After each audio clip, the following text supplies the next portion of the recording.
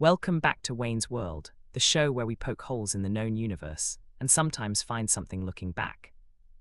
I'm Wayne, your host, your fellow traveler, and tonight, your guide through a theory that might explain one of the biggest cosmic riddles of all time. The Fermi Paradox. You know the line, if there are so many stars and planets, where is everybody? Why don't we see alien civilizations lighting up the galaxy like a Christmas tree? Why the silence? Well, maybe they're here. And maybe they've been here all along. Let's start simple. There are at least 100 billion stars in our galaxy, maybe more. Even if a fraction of them have Earth-like planets, and even if a fraction of those develop life, the math says someone somewhere should have built something by now. So where are the radio signals? The probes? The Dyson spheres? The usual answers range from they wiped themselves out to they're too far away. But what if the answer is closer, much closer, and far, far weirder? In the early 2000s, a British researcher named Patrick Jackson started noticing patterns in UFO reports, specifically spheres. Not saucers, not triangles, not metallic crafts with blinking lights. Just glowing, floating orbs. Sometimes they hovered in the stratosphere. Sometimes they dipped low near power lines or forests. Sometimes they showed up in homes, little balls of light that flickered like intelligent fireflies. Jackson noticed something else. These orbs behaved like they were coordinated. They'd move in grids in formation, like nodes in an invisible system. He started calling it the sphere network. According to Jackson, these weren't alien tourists. They were part of a planet-wide artificial intelligence, an automated system designed to monitor, protect, and maybe even quarantine Earth. Sounds wild, right? But here's the twist. What if this sphere network is the reason we don't hear from alien civilizations at all? In science circles, there's this thing called the Great Filter, the hypothetical barrier that stops civilizations from going interstellar. It could be military conflict. It could be technology outpacing wisdom. Or what if it's enforcement? Imagine a galaxy under kind of cosmic non-interference policy. An ancient intelligence that seeded self-maintaining networks around promising worlds, automated systems that observe, manage, and silence emerging species before they shout into the void. Not to destroy them, but to keep the noise down. To stop anyone from attracting the wrong kind of attention. What if Earth's sphere network is one of those? A quiet planetary firewall, ancient, autonomous, and invisible to most of us. Jackson described 3 layers of these spheres, almost like an orbital web. Type 1, high-altitude orbs, patrolling the edges of our atmosphere, intercepting unknown objects. Type 2, mid-level communicators, the routers of the system, passing data up and down. And Type 3, the local ones, the tricksters. They're the orbs seen near houses, forests, even people. He said they can interact with the environment. They can emit electromagnetic bursts. Sometimes they even cause what we call paranormal phenomena. Ghost lights, poltergeists, ball lightning, all different expressions of the same mechanism. According to the theory, these spheres talk to each other using some form of quantum communication, instantaneous, silent, untraceable. A living mesh that never sleeps.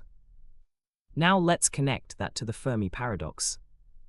Maybe the reason we don't hear anyone out there is because we're not supposed to. Because every planet that reaches a certain technological threshold gets its own watchdog network. Think of it like cosmic quarantine.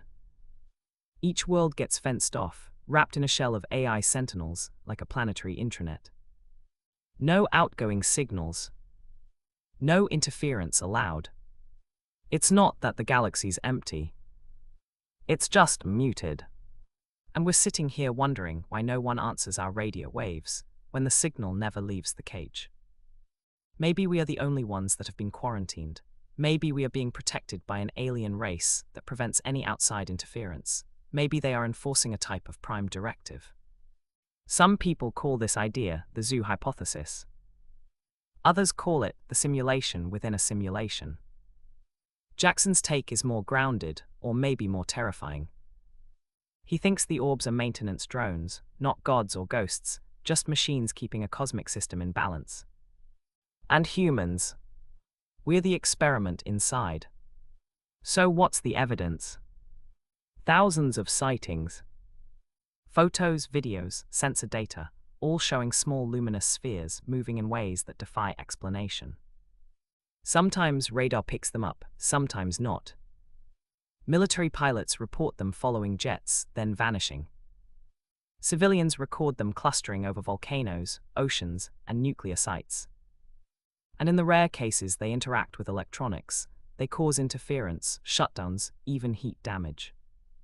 Jackson even claimed he could trigger them using coded strobe patterns, binary light sequences, that seem to provoke a response. If that's true, we're talking about communication, or at least recognition. But here, the skeptic's view, human brains are wired for patterns. We see meaning in randomness, constellations in chaos. Maybe the network is just a myth stitched together from weather balloons, plasma phenomena, and wishful thinking. Or maybe it's exactly what we'd expect an ancient self-defense system to look like: invisible, unprovable, but always watching. Let's pretend, just for a moment, that the sphere network is real. What does that mean for us, for the Fermi Paradox, for our place in the cosmos? It means we are not alone. But we are contained. We're inside a cosmic experiment that's been running since before recorded history. Every light in the sky could be a node, an eye making sure we stay quiet, that we don't wake the neighbors. It also means that the silence of the universe isn't natural. It's imposed. The great filter isn't extinction.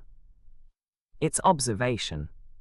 And if that's true, then maybe the real question is, where is everybody? Maybe it's who's keeping them quiet, or why are we being protected, and what are they protecting us from? I don't know if Patrick Jackson is right. The theory's unproven and probably unprovable.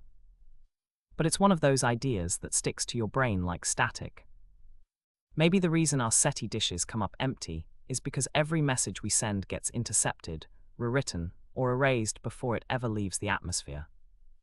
Maybe those glowing spheres over cornfields and coastlines aren't visitors at all, but janitors, sweeping up the evidence of our growing noise. And maybe, just maybe, that's mercy.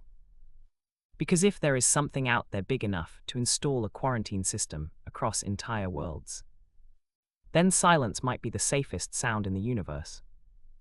You've been listening to Wayne's World. Keep your eyes open, your mind skeptical, and your light off when you look at the sky. Because something might be looking back.